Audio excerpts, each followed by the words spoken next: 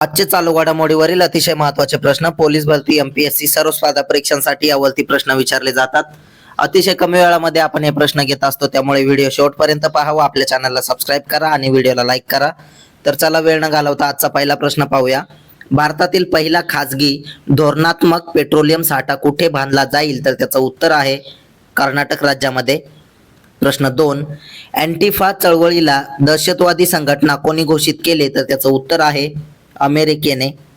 प्रश्न 3, 2025च्या जागतिक कुस्ती स्पर्धेत अनंत पंघलने कोणते पदक जिंकले? तर त्याचं उत्तर आहे कांस्य पदक.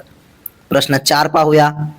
मुख्यमंत्री निश्चित स्वयंसहाय्य भत्ता योजना कोणत्या राज्याची आहे? तर त्याचं उत्तर आहे बिहार राज्याची. प्रश्न 5, कोणत्या कंपनीला अमेरिकन FDA ने कर्करोगाच्या सामान्य औषधासाठी मान्यता दिली आहे? तर त्याचं उत्तर आहे ल्युपिन. प्रश्न 6, जागतिक रुग्ण सुरक्षा दिन 2025 कधी साजरा करण्यात आला? तर त्याचं उत्तर आहे 17 सप्टेंबरला.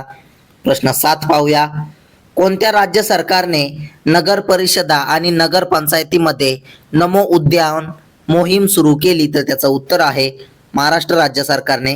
प्रश्न 8, सौदी अरेबियाने कोणत्या देशासोबत एकावर हल्ला दोघांवर हल्ला नावाचा धोरणात्मक परस्पर संरक्षण करार केला आहे? तर त्याचं उत्तर आहे पाकिस्तान सोबत. 9, भारतीय तटरक्षक दलात कोणते जलद गस्त जहाज समाविष्ट करण्यात आले? तर त्याचं उत्तर आहे ICGS अदम्य. प्रश्न 10 पाहूया. 2025चा जागतिक बांबू दिन कधी साजरा करण्यात आला? तर त्याचं उत्तर आहे 18 सप्टेंबरला. प्रश्न 11, कोणत्या राज्य सरकारने जन सुरक्षा संतुष्टी अभियान सुरू केले आहे? तर त्याचं उत्तर आहे गुजरात राज्य सरकारने. प्रश्न 12, अलीकडे चर्चेत आलेला मिटाग म्हणजे काय आहे? तर त्याचं उत्तर आहे टायफून. प्रश्न 13, केंद्रीय मंत्रिमंडळाने कोणत्या क्रीडा धोरणाला मंजुरी दिली आहे? तर त्याचं उत्तर आहे खेलो इंडिया धोरण. प्रश्न 14 पाहूया.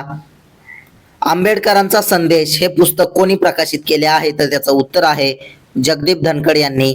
प्रश्न 15, demography representation delimitation the north south divine in India या चर्चेत आलेल्या पुस्तकाचे लेखक कोण आहेत? तर त्याचं उत्तर आहे रवी के मिश्रा आहे.